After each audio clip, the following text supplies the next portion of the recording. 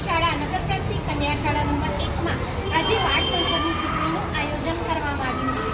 કુલ 8 ઉમેદવારો ચૂંટણીમાં ઊભા રહ્યા છે. તેના ચહેરા પરથી દેખાઈ રહ્યું છે કે તે મહામંત્રી બનવા માટે ખૂબ ઉત્સુક છે. તો ચાલો આપણે તેમની ઈચ્છા જાણીએ. મારું નામ રવિ રામાયણ ચૌધરી છે. હું ધોરણ 8માં ભણું છું. મને એવું લાગે છે કે હું મહામંત્રી બનીશ અને હું મહામંત્રી બનીશ એટલે સ્કૂલને સ્વચ્છ રાખીશ ને બધી જવાબદારી મારા ઉપર આવીશ. મારું નામ દીપા અશોકભાઈ શાહ છે. હું ધોરણ 7માં ભણું છું. મને લાગે છે કે હું મહામંત્રી બનીશ અને મહામંત્રી બનીશ પછી સ્કૂલની બધી જ જવાબદારી હું મારા પર લઈ લઈશ અને સ્કૂલને મદદરૂપ થાય તેવા હું કામ કરીશ. મારું નામ નીરજ દિલીપ કુમાર ગુપ્તા છે. હું ધોરણ 8માં ભણું છું. મને એવું લાગે છે કે મારા મિત્રો મને વોટ આપશે અને હું જીતીને મહામંત્રી બનીશ તો હું સ્કૂલના બધા જ કામો કરીશ અને સ્કૂલને જાણવા માટે જે ક્રિયા હોય તે કરીશ. મારું નામ ઇફત કફીર શેખ છે. હું ધોરણ 6માં ભણું છું. જો હું મહામંત્રી બનીશ તો સ્કૂલને સ્વચ્છતા જળવાઈ રહે એના માટે હું અને મારા સમિતિઓ સાથે મળીને કામ કરશું અને સ્કૂલને આગળ વધારીશ. મારું નામ કૃષ્ણા દીપકભાઈ ભરવાડ છે. હું ધોરણ 7માં અભ્યાસ કરું છું અને મને એવું લાગે છે કે મારી શાળાના બધા જ મિત્રો મને વોટ આપશે અને હું જીતી જઈશ, મહામંત્રી બનીશ અને મારી શાળાના વિદ્યાર્થીઓને ભણવામાં પ્રગતિ કરાવીશ અને શાળામાં સ્વચ્છતા જળવાઈ રહે તે માટેના પ્રયત્ન કરીશ.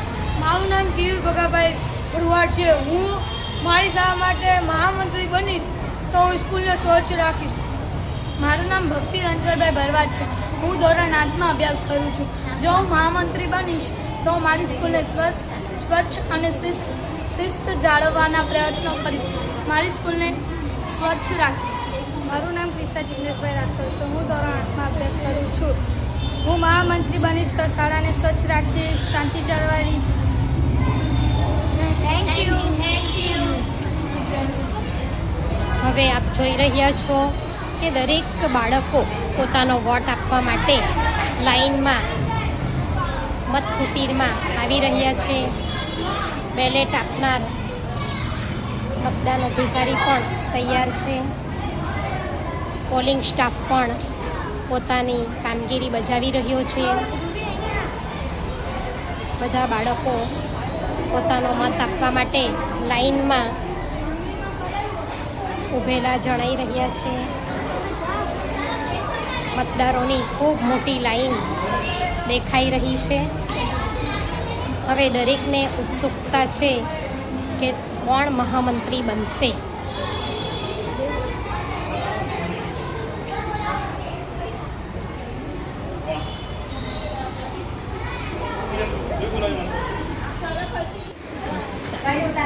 હવે આપણે ઇલેક્શનનું રિઝલ્ટ જોવાની પ્રક્રિયા ચાલુ કરીએ. આપણા 8 ઉમેદવારો છે, જે પૈકી એક ઉમેદવાર જ જીતવાનો છે એટલે બાકીના 7 ઉમેદવારોએ ખોટું લગાડવું. તમે ઊભા રહો એ માટે તમે વિજેતા જ છો. જે ઊભા રહ્યા આને 8 વિજેતા છે. પણ પ્રક્રિયા એ છે કે ઉપર એક જણને આપણે ચૂંટવાનું છે એટલે એક જણને આપણે મહામંત્રી બનાવીશું. હવે આપણે જોઈ લઈએ. જો સૌથી વધારે મત મળે તે મહામંત્રી, એનાથી થોડા ઓછા મળે તે ઉપમંત્રી અને એનાથી ઓછા મળે થોડા એને સહમંત્રી. આ રીતે આપણે ચૂંટણીનું પરિણામ મોબાઈલમાં ઈવીએમ મશીન દ્વારા આપણે જાહેર કરીએ. હા ચાલો, તમને શું લાગે આ બાજુ કોણ જીતશે? આ બાજુ એટલે ચાલો જોરદાર છે. ચાલો જોઈએ તો ખરા. ચાલો રિઝલ્ટ જોઈએ. તમે લોકો આવી જાઓ. ચાલો. ખબર પડશે. આ પ્રમાણે નંબર છે. પહેલા નંબર પર રવિ આવશે, બીજા નંબર પર દીપા, ત્રીજા નંબર પર નીરજ ગુપ્તા, ચોથા નંબર પર ઇફત, પાંચમા પર ક્રિશ, છઠ્ઠા પર કેવું અને ક્રિશા રાઠોડ.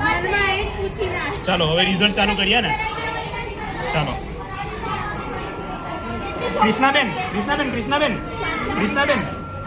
રિઝલ્ટ આવતું છે, લખવા પડે.